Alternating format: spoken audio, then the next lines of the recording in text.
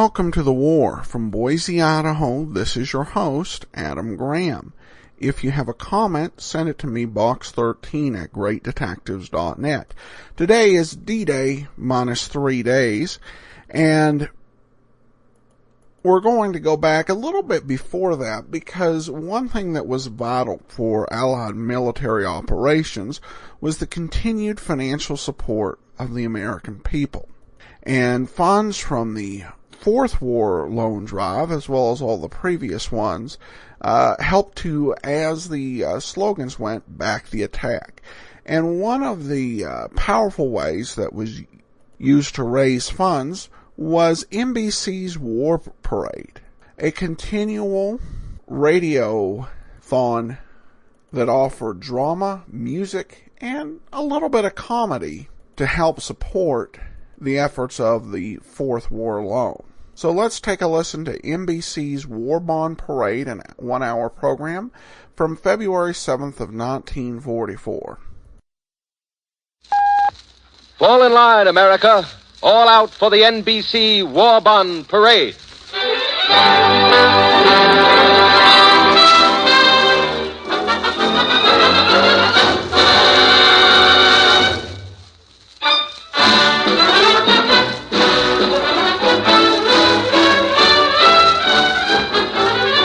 The command is forward march. Yes, forward march to victory, listeners, with more NBC stars in this 7th consecutive War Bond Parade.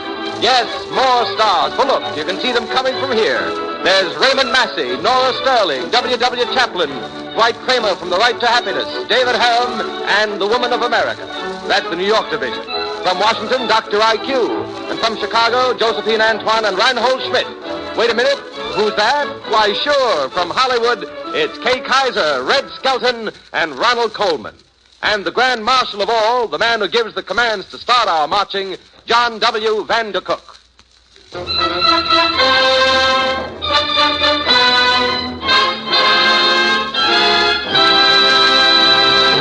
Good morning and good evening.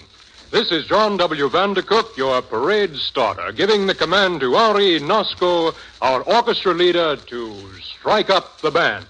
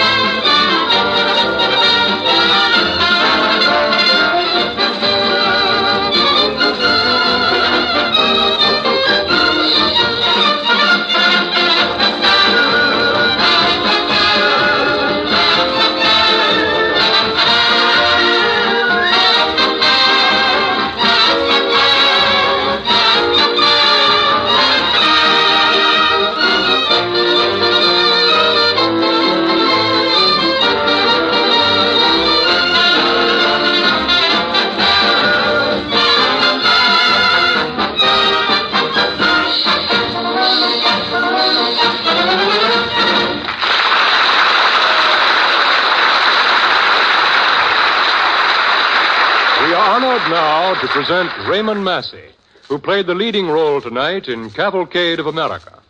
He brings to our program a sense of the deep fellowship in arms and in a common destiny of our country and the British Commonwealth of Nations and all of the United Nations, which today march together under freedom's banner. Mr. Massey will read to us from the words of the great poet, whose words are the common heritage of all of us here and throughout the world who speak the English tongue. From Shakespeare's King Richard II, he brings us the soliloquy of the dying Duke of Lancaster, John of Gaunt. Raymond Massey.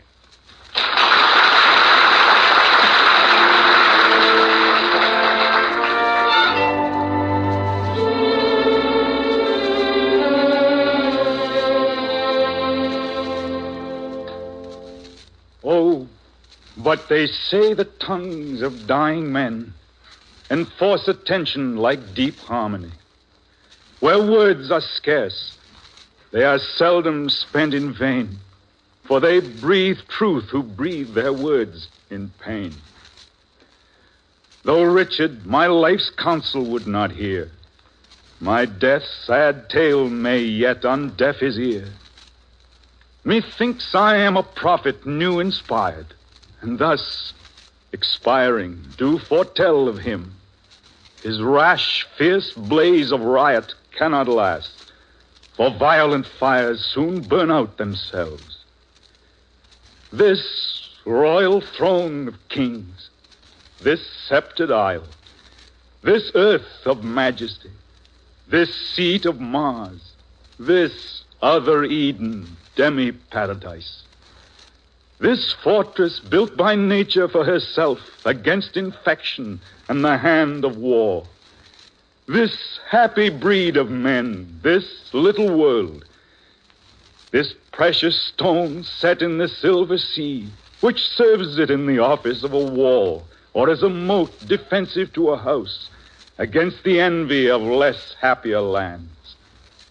This blessed plot, this earth, this realm, this England, this nurse, this teeming womb of royal kings, feared by their breed and famous by their birth, renowned for their deeds as far from home, for Christian service and true chivalry, this land of such dear souls, this dear, dear land, dear for her reputation throughout the world, is now leased out.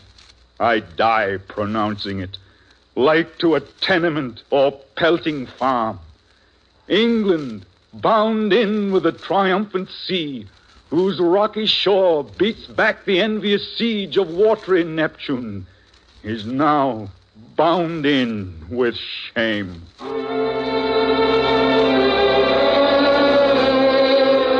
Long ago, by an embittered and a dying man, were such prophecies of disaster mouthed. Yet they did not see fulfillment.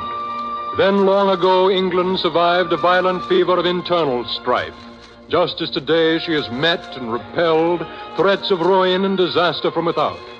Then, as today, a nation of free men clung stubbornly to freedom and won victory in her cause.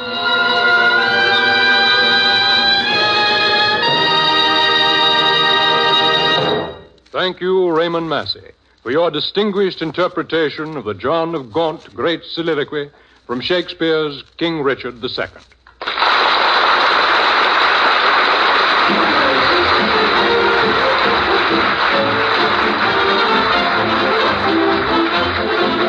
And now to continue NBC's War Bond Parade, we sweep across country to Chicago, where Josephine Antoine, star of opera and of NBC's Contented Hour, is waiting with Percy Faith's orchestra to sing the jewel song from Faust.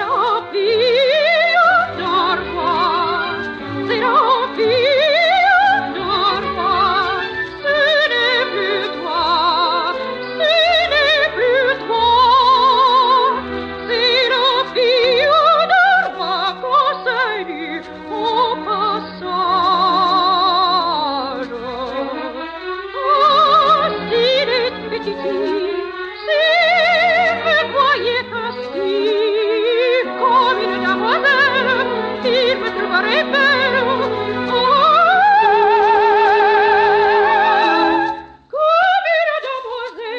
me trouverait belle. troverai bella.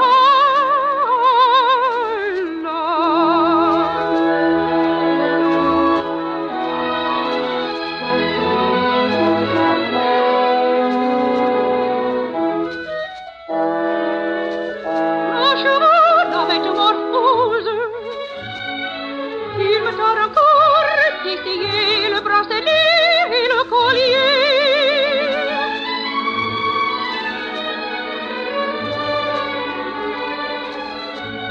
Dieu, c'est comme une main qui sur vos bras se pose. Oh,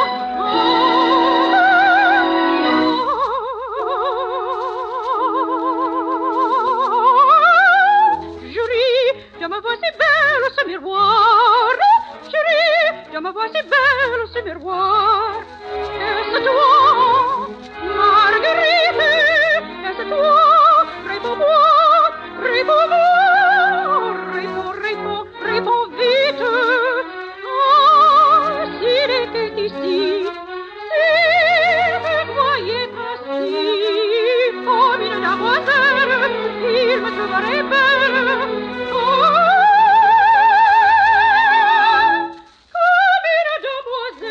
Il me trouverait belle, comme une demoiselle, il me trouverait belle. Marguerite, ce n'est plus toi, ce n'est plus ton visage.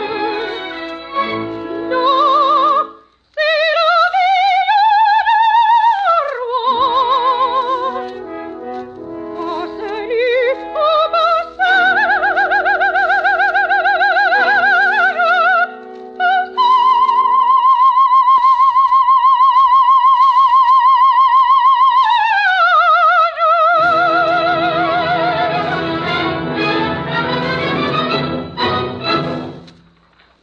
Thank you, Josephine Antoine, for bringing us the beautiful Jewel song from Faust.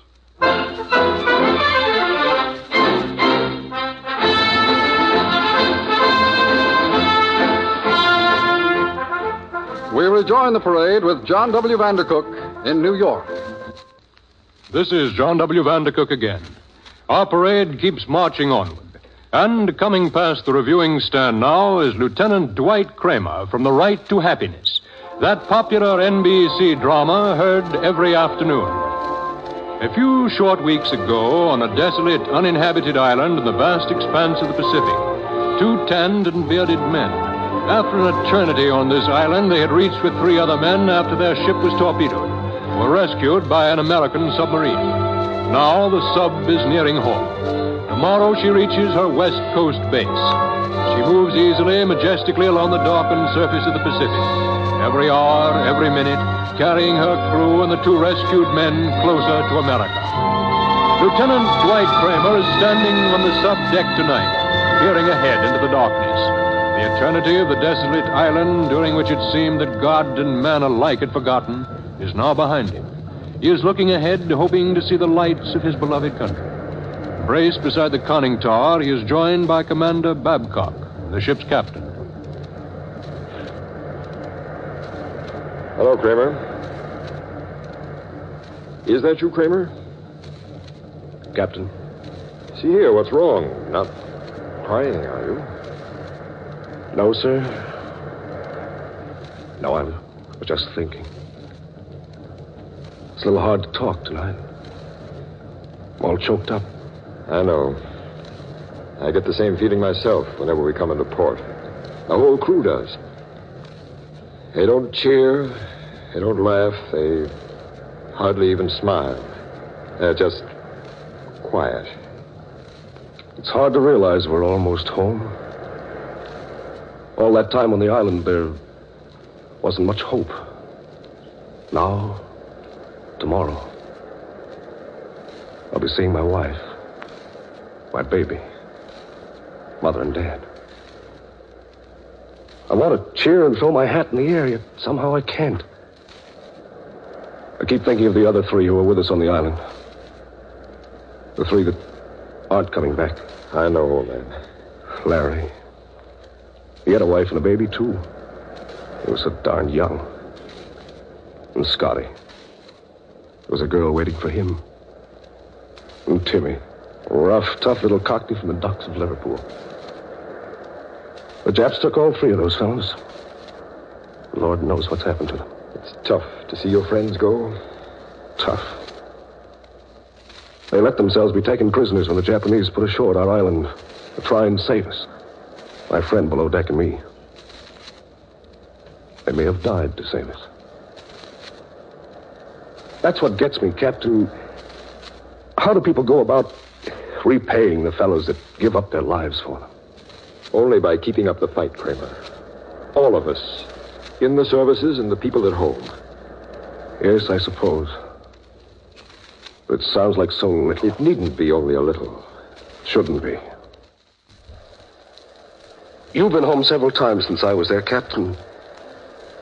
How are the people taking it? They're keeping up the fight, Kramer. They are. I'll stake everything I own. They aren't letting down.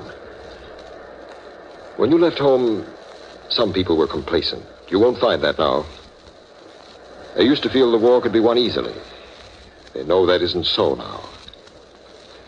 Men and women don't just shrug their shoulders and let someone else do the whole job when their brothers in arms are dying. Men don't stand by and let other men bleed to death without lifting a finger to help. No, Kramer. People at home aren't letting down. I think you'll be proud of your country. They'll keep up their part of this fight until this thing is over.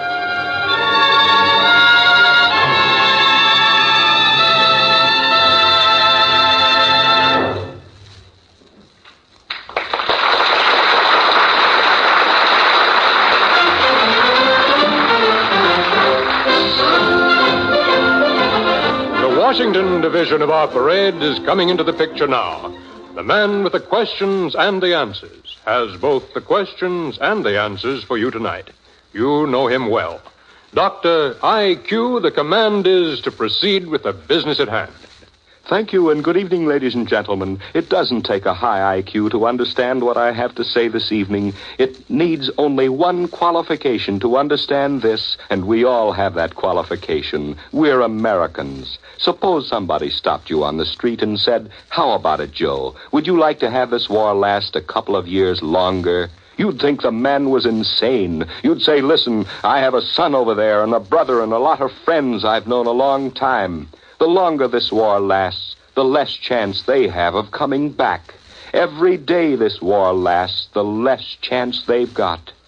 Well, now, how about it? If that's the way you feel, how about doing something to help get them back? Yes, you can shorten this war. Everyone today has that power. It's a little hard to believe, of course, but it's true. It's a little hard to believe that buying another war bond will shorten the war. But figure it this way. If everybody buys another, millions and millions of dollars more will be available for more planes and ships and munitions and supplies of every description. Extra muscle for the final smashing blow. Yes, that's if everybody buys another war bond. And remember, everybody starts with you. There it is, on the line. Do you want to help shorten this war? Sure you do. Then go to it. Buy that extra bond. Back to John W. Vandercook in Manhattan now, and the more to come of this War Bond Parade.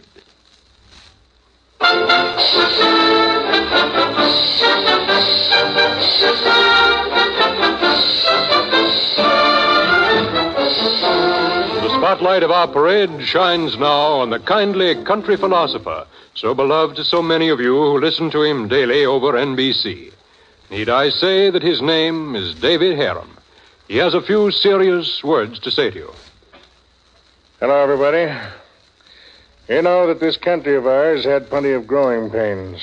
Well, maybe not so many as other countries I can think of.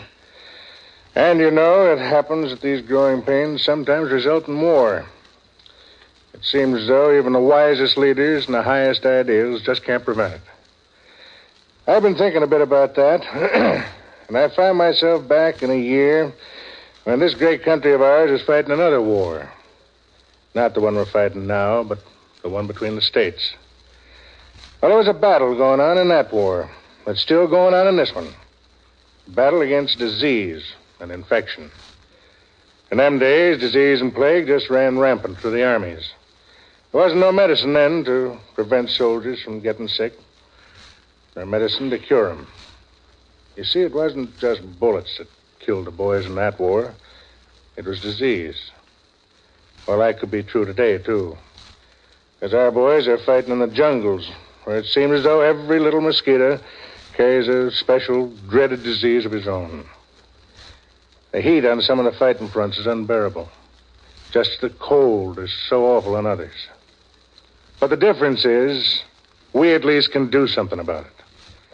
Yes, we can lend our money to the government so that they can go about buying the medicines that are needed, so that our boys are given the best of care, so that they at least have a chance against his old enemy, disease and infection. Yes, this way, if we keep our boys safe from those enemies, they can concentrate on fighting the enemies who would destroy them with fire and shells. You know we can't never do enough for these men who are dying on the battlefields. What they're doing for us is so great we could never repay them. But doggone it, we can help them while they're doing it. And every American has got to do all that he possibly can. Because if he don't, he ain't an American.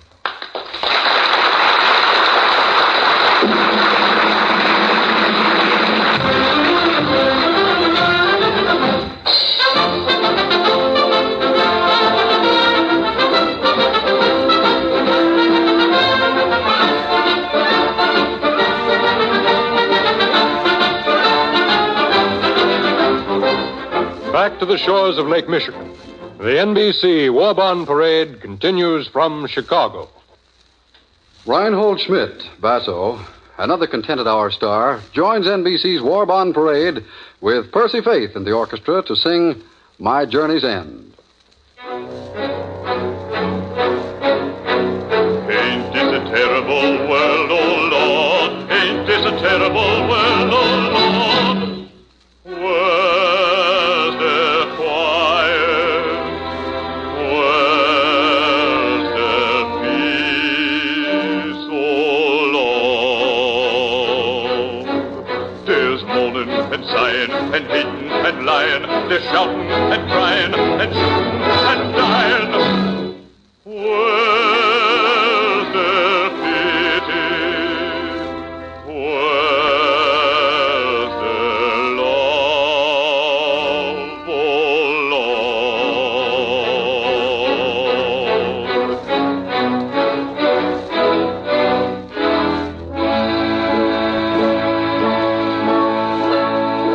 You say there's a place called Journey's End, a place called heaven too, where we are all each other's friend, and there ain't no work to do. Why, thank you, Lord, thank you. That's very encouraging. Oh, Lord, show me that place that you're telling me of, where there is no creed or race, and all is brotherly love. What's that you say, Lord? I's got to spread the brotherly love down here to the poor sinners before I gets the call. Yes, sir, Lord, you's the boss. Maybe this world ain't bad at all. I'll patiently wait till I gets the call. I'll find quiet. I'll find peace, oh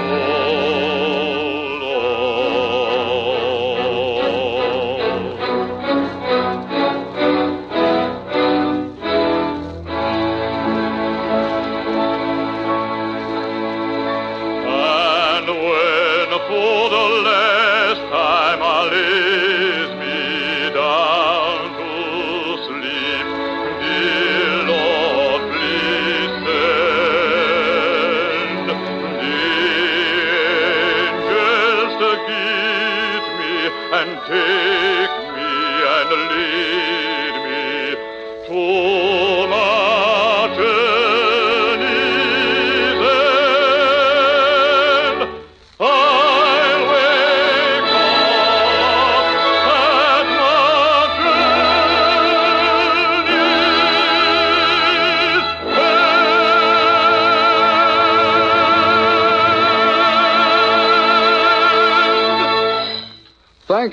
Reinhold Schmidt.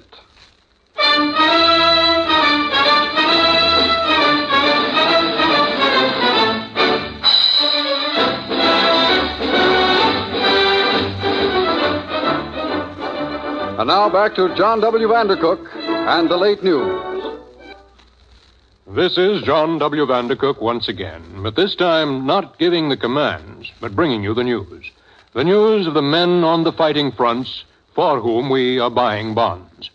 The Russian army has smashed into the suburbs of the manganese-rich city of Nikopol in the lower Dnieper River and has 5 more of Adolf Hitler's crack divisions apparently caught in a trap. The Red Army is in control of the only railroad by which the Nazis might escape. Only 200 miles to the northwest, another Soviet army is wiping out whole regiments in the Cherkasy pocket, that other circle where 175,000 more Germans are being tightly pressed in a red vice. In Italy, American and British troops have today thrown back 2 more German counterattacks, but the Allies now admit that they were minor assaults. And there is this admission tonight from Washington.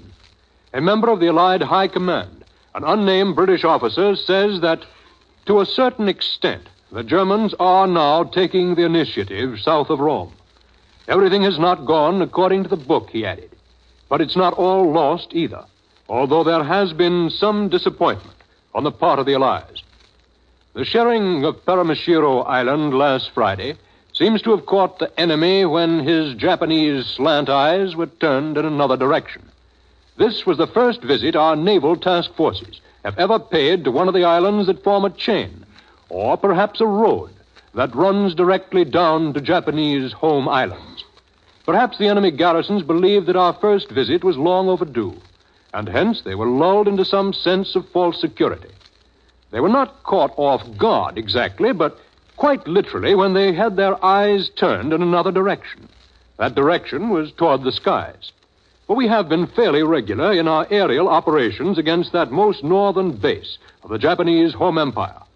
It seems that when the star shells began to illuminate our targets, Jap gunners naturally turned their guns skyward to seek out the flights of bombers.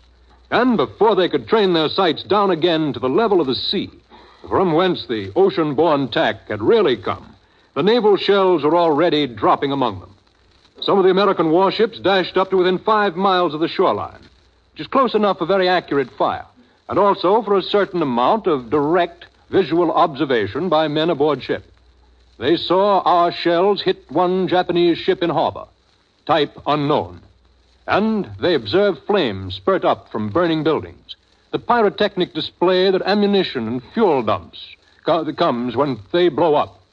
And then this American operation upon the Japs became even more distressing to the enemy. For after their sights were trained upon the ships at sea on the split second, our planes then did show up. We can be duly thankful that everyone's watches were set exactly.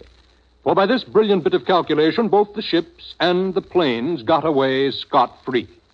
There were no losses of American ships or American planes. The only comment at hand from Tokyo is this understatement, that this raid upon Paramashiro must, I quote, not be regarded lightly. Indeed, it must not. Linked with the establishment of our forces upon the Kwajalein Atoll, it is proof that although do we not know just where the Japanese main fleet may be, our own fleet is now large enough and strong enough to be in at least 2 places in the Pacific at once.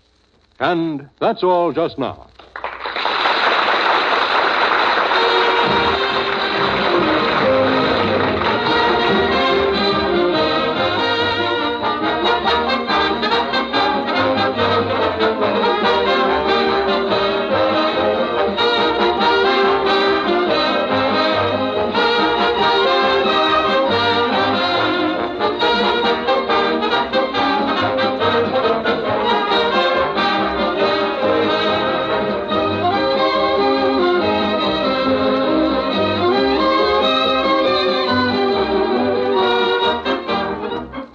The NBC War Bond Parade continues in just a moment. This is the National Broadcasting Company. Buy war bonds. This is NBC's War Bond Parade, If you've been listening to Serenade to America these nights, you'll recognize one of NBC's newest and brightest personalities.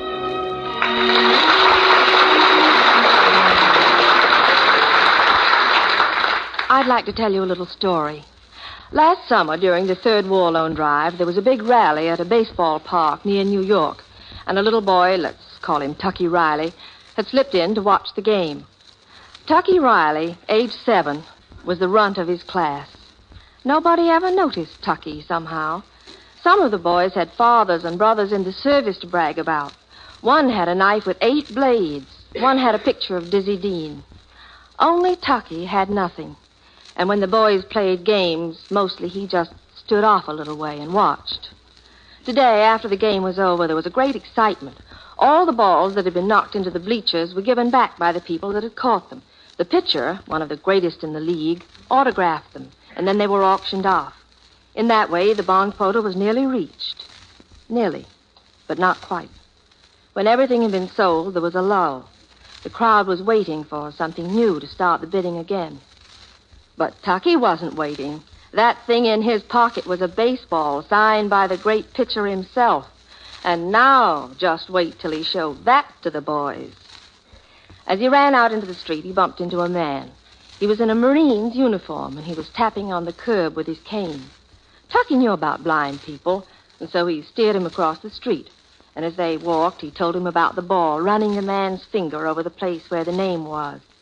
Say, that's great, said the Marine. Where'd you get it? Oh, there's some kind of a thing going on over in the ballpark, said Tucky. Something to get money for guns and stuff for the soldiers. The other folks gave their balls back, but I'm going to keep mine to...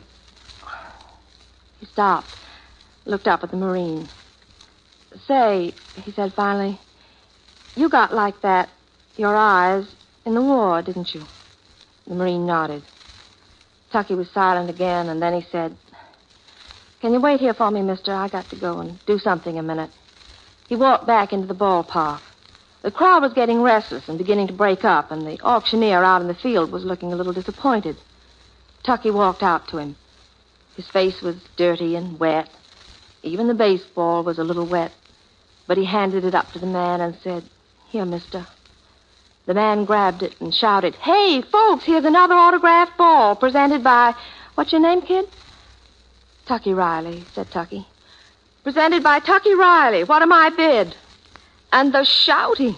It seemed as if everybody in the park wanted to own that ball. 1,000, 5,000, 15,000. The bids were coming from everywhere.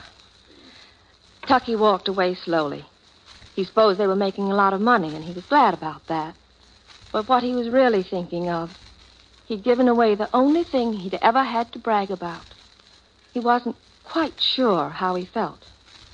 But then, when he got outside, there was the Marine waiting for him. He took him by the hand and led him down the street. Then he knew how he felt. He felt wonderful.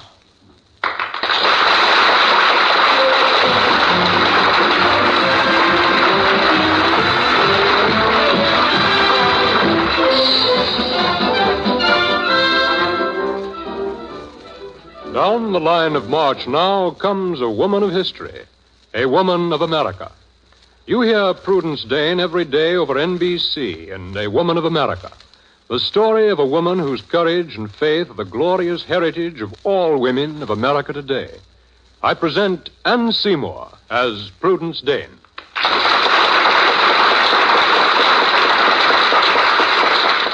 Tomorrow morning, or perhaps sometime later during the day or the week, most of you will have a very special caller drop by at your home. I want to tell you something about him. I want to explain why he's coming to see you. He'll be a boy in his early or middle teens, this caller of yours. Nice American boy. He'll be friendly and courteous. I know you'll be the same with him. The chances are he'll be a little insistent, too, but there's a good reason. This caller of yours will be a Boy Scout. His assignment is to take your order for a war bond. All over this country, in almost every state and community in America, 1,600,000 Boy Scouts will be doing the same thing. These scouts are pitching in to help Uncle Sam put his 4th war loan drive over the top. They're going to help their country meet the quota and beat the quota. We can be proud of the spirit with which these scouts have volunteered to do this job, and of the way they're going about it, too. It's the same spirit which blessed their great-grandfathers who rode the wagon trains, curving westward across the plains and the lonely, hostile prairies. It's the spirit of courage, of enterprise, of pioneering. May I tell you what to expect when this Boy Scout drops by tomorrow or the next day? He'll bring with him an order blank for war bonds. He'll have spent hours, maybe days, walking from house to house. He will be seeking us out. He'll be delivering at our doorstep a very wonderful gift, an opportunity for us to help our men overseas, to save lives, to shorten this terrible war. From then on, it's up to us. Will we welcome him as a friend and send him away with thanks and with our order for another bond? Or will we close the door saying, let somebody else buy another war bond? Let George do it, or Jack, or Joe. I hope there's only one answer to that question. I know there's only one right answer. Give him your order for that extra bond. Get in step with that Boy Scout and make his march a parade to victory.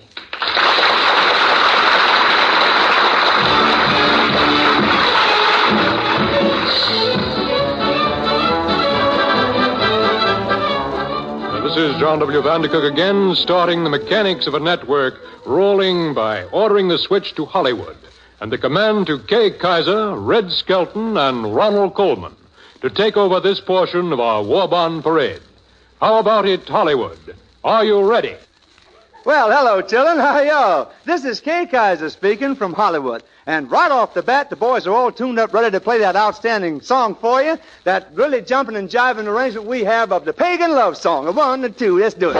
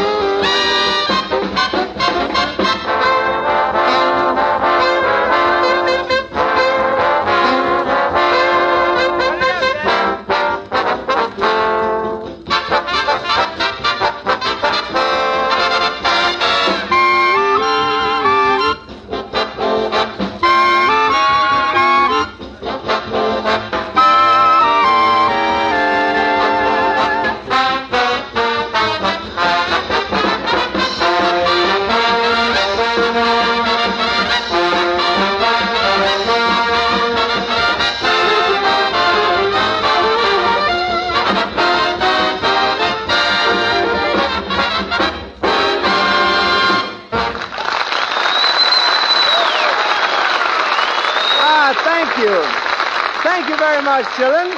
Now we're going to hear a few words from someone well known to both movie and radio fans, that very fine actor and fine gentleman, Mr. Ronald Coleman. Ronald?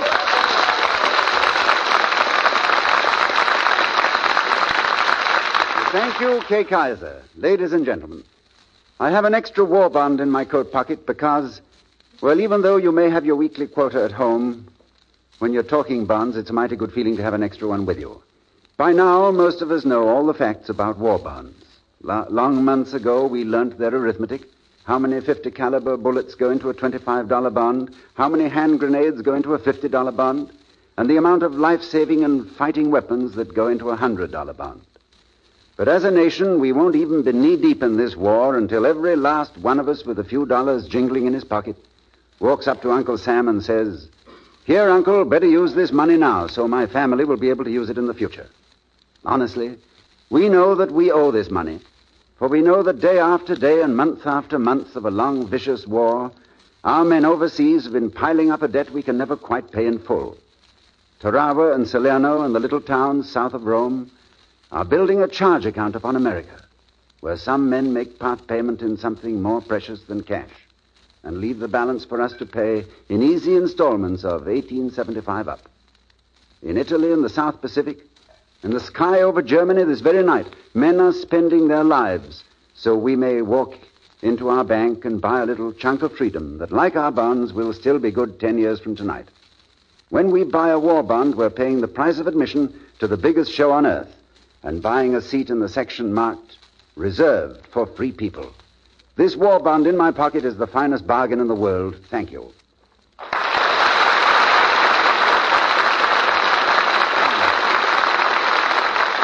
And now I'd like to introduce to you one of our most popular comedians, a young man whose amusing expressions have become a part of our everyday talk. One of them was headlined on a very important occasion, the bombing of Tokyo, when Doolittle Doodit. This versatile young man has a number of interesting aliases: Clem, Junior, Jane Newton Numbskull, Willie Lump Lump, and more recently Bolivar Shagnasty. I refer, of course, to Red Skelton.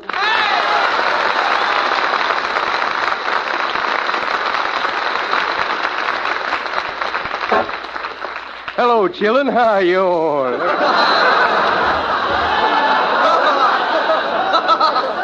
So many people have requested that we do the Save and Sew sketch. I think tonight would be a swell time to do it and to point out that the finest tailoring in the world is done by mothers at home. They make something over for the youngsters. So, Harriet Hilliard, you be my mother, and I'll be the mean little kid who needs a new suit. Sliding down the banister, I came across a sliver. With me pants, I did a dance, cause the cold breeze made me shiver. Later, help I shall, Mom. Later, help I shall. Hey, Mommy. Hey, Pop's going to knock on take me cowbell off? Yes, dear. Oh, boy, I feel good to get that cowbell off. Hey, Mommy, why does I have to wear a cowbell when Pop is home? Well, because we like to talk freely. And you know too much already. Oh. Hey, Mom, can I go down to the candy store and get me a jawbreaker before they sell their quota for the day? I'm sorry, dear. Mother doesn't have a penny to give you. No, I'm in the chips. Look, 50 cents. Look. Where did you get that? Well, it's one you didn't find when you was going through Pop's pockets when he was asleep. Junior. I don't go through your father's pockets when he's asleep. Okay, boy, you better be careful, though. Pop says he's going to put a mousetrap on his pants, you know. Hey, Mummy, what you finger bandaged up for? Stop asking silly questions. Oh, did you get you little finger caught in a mousetrap? No, I didn't. It was a bear trap. Whoa, look like Pop took me suggestion after all. Well, I still don't see how I missed that $50. Well, it wasn't in the suit he was wearing. It was one hanging in the closet, you know. Look how black the fire made it. Look. What fire? Well, Pop says I found $50 in his suit. I could have it, you know. What fire, Junior? Well, I'm going to tell you. Good enough. Don't yell at me. Put that shillelagh down, girl. I was in too big a hurry to look through the pockets, so I burned up all the suits and then scraped the ashes for the $50. Oh, Junior, you're kidding me. Oh, you just keep laughing, that's all. Why don't you put in an order with that doctor who sold me to you, and you could pay for him in 10 years with the war bond money? You know, it seems a shame that all these clothes you're making for me go to waste around here. Oh, Junior, please. We could use another baby, you know. Heaven knows there's enough spankings around here for two kids. Hey, can I get down now? Can I get down? Don't be so fidgety. Well, I'm tired standing here. I sit on the back of the chair till you was ready. Don't do that. It'll tip over with you. No! Oh, it broke me, little skull. It broke me, little skull. You didn't break your skull. I better put a dent in it. Stop putting dents in your head. It's hard enough now to get hats to fit you. Yeah. Now stand still and you won't get hurt. Okay. Where's my needle? I saw it in the basket. It's here somewhere. Oh, I found it here. Well, pull it out of me fingers. Didn't draw blood. Well, maybe I ain't got none. Maybe let me finger hurt. Oh, all right. Here, let me kiss it. Okay. There now. It's well. It's all well.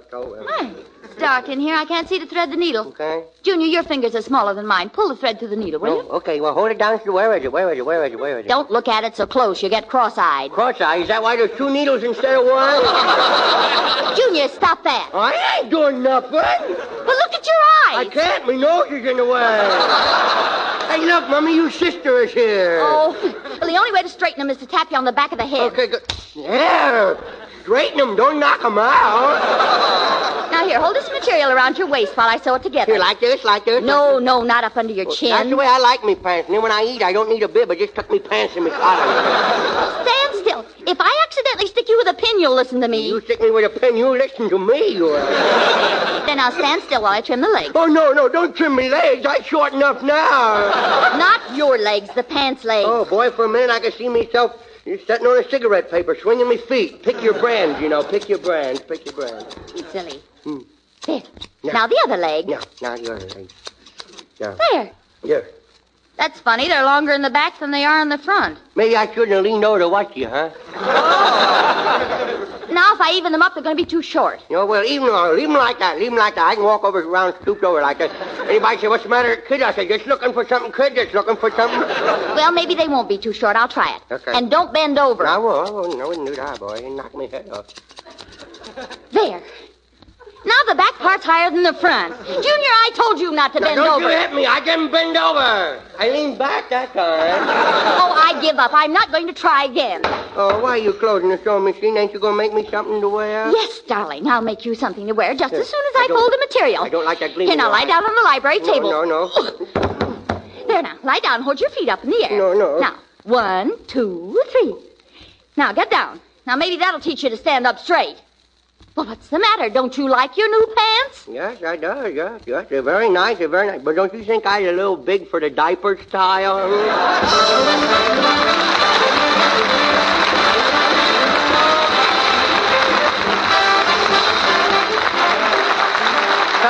Thank you, Red. Thank you, Harriet.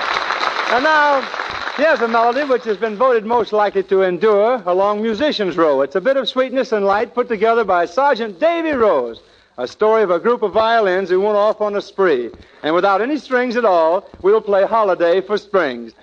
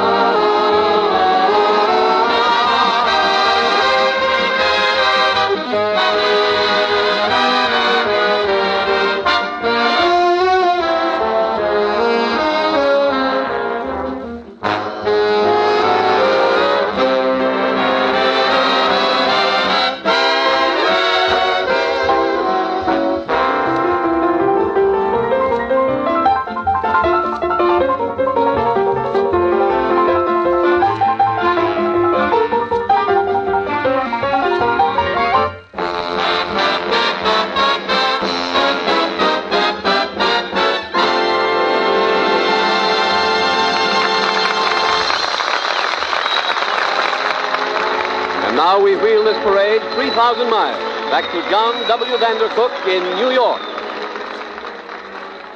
The news is all important these days, but how the news is interpreted is even more important. The man of your morning world news roundup, W. Chaplin. Good morning. To the east, anyway. Good evening to the west. That hasty Jap report that our fighting men had actually landed on Paramashiro in the North Pacific Kurils was apparently a phony. The Japs seemingly didn't know just what had happened there, so they took a flyer. They went on a fishing expedition. They announced that we had actually landed in the Kurils, hoping that we'd be startled into giving them the real news. Well, by now, I guess they found out from their own rattled folks that it wasn't invasion, just preparation for invasion. That will come, but only when we're ready. Then it's reasonable to believe we'll take Paramashiro the way we took Kwajalein and the Marshalls. And Paramashiro is only a little more than half as far from Tokyo as is Kwajalein, within the range of our big bombers. While we're mentioning the Marshalls, Kwajalein, the Navy told the story of the cost of that invasion today. It cost the lives of 286 American men. A heavy loss. The life of one American, one Allied fighting man, would be a heavy loss. But against that loss of 286 Americans, the Navy tells us, against that is the fact that 8,122 Japanese were killed. 29 Japs died on that palm-covered coral island for every American killed in the battle there. In Russia tonight, one of the worst disasters of the war stares the Nazi high command right smack in the face. It isn't only the threatened encirclement of tens of thousands of troops, the annihilation of those troops in the Dnieper Bend.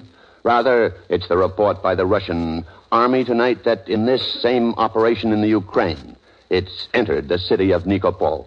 For from that city and its suburbs, the Nazis have been getting a vital supply of manganese. Half of all the manganese used to build the German war machines. And without that vital alloy, German production of high-grade steel will be seriously crippled. In Italy today, Allied troops repulsed 2 more German counter-assaults on the invasion beachhead south of Rome. Dispatches say that the attacks were relatively minor. The Germans are apparently just practicing up for their Sunday punch, the all-out attempt to drive our troops back into the sea. In Washington, that member of the Allied High Command that Mr. Vandercook told us about had some sobering words to say about the situation. They are on that beachhead below Rome. This man, whom I'm permitted to identify only as a British officer, says the Anglo-American forces on the bridgehead, to a certain extent, have been losing the initiative. He says everything has not gone by the book, according to plan. But there's this consolation, that all is not lost either. And that's the news as of right now.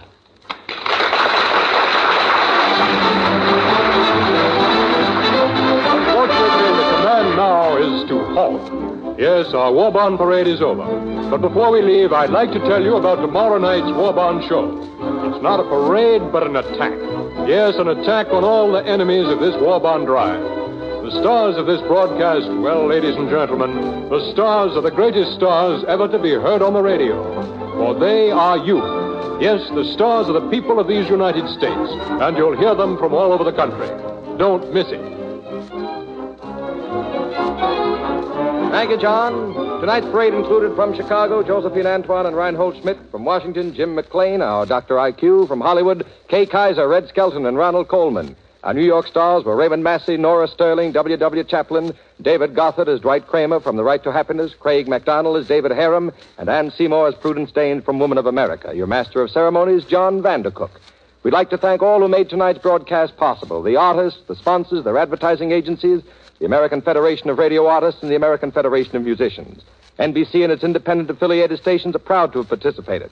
Don't forget, tomorrow night at the same time, an hour-and-a-half War Bond show. Until then, Ben Grauer, your announcer, makes this suggestion. Buy a bond, strike a blow for freedom.